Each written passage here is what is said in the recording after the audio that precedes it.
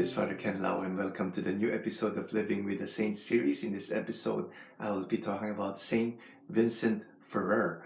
And I don't know much about this saint until I attended a conference last December, and there was a speaker who was talking about this saint.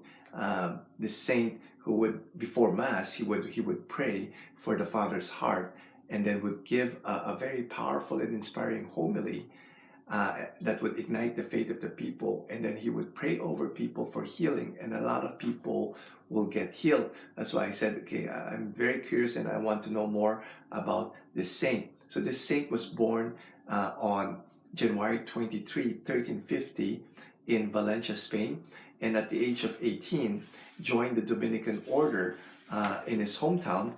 And I'm reading this from the website Aletheia.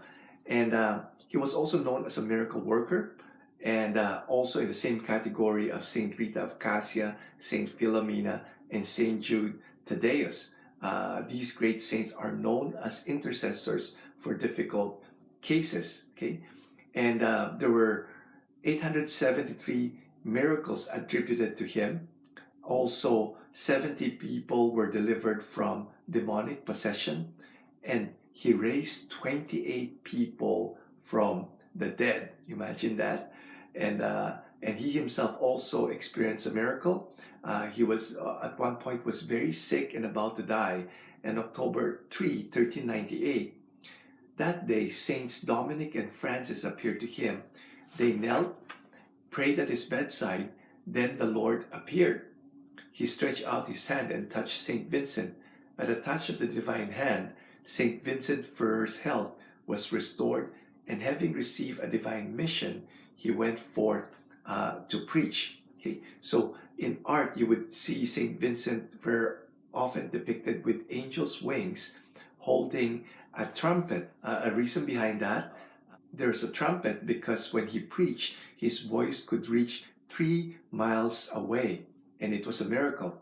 And also, the saint was pictured with wings because a number of people have seen him assume wings and fly off to a suffering person while preaching. So Saint Vincent would travel with this group of friars and would do preaching missions in Spain, Italy, and France. When he traveled outside these regions into Germany and other parts of the Mediterranean, those who did not know the languages in which he preached would testify that they had understood every word he said, in the same manner as the apostles experienced at Pentecost. So this is the gift of tongues. So he was a fiery preacher, one demanding penance and fidelity to the gospel.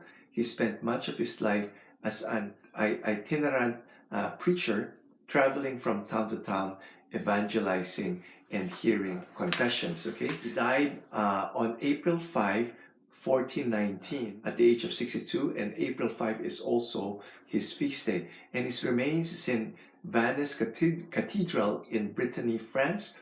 You could see his tomb there and also his relic. So there's the house where the saint died is just a few blocks away from cathedral, and in that house you would see the small room that he has for himself.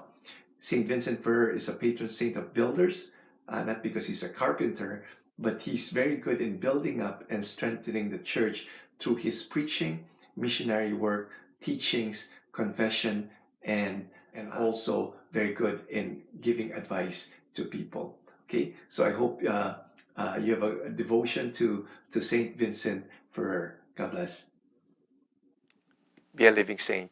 Jesus, Mary, Joseph, we trust in you.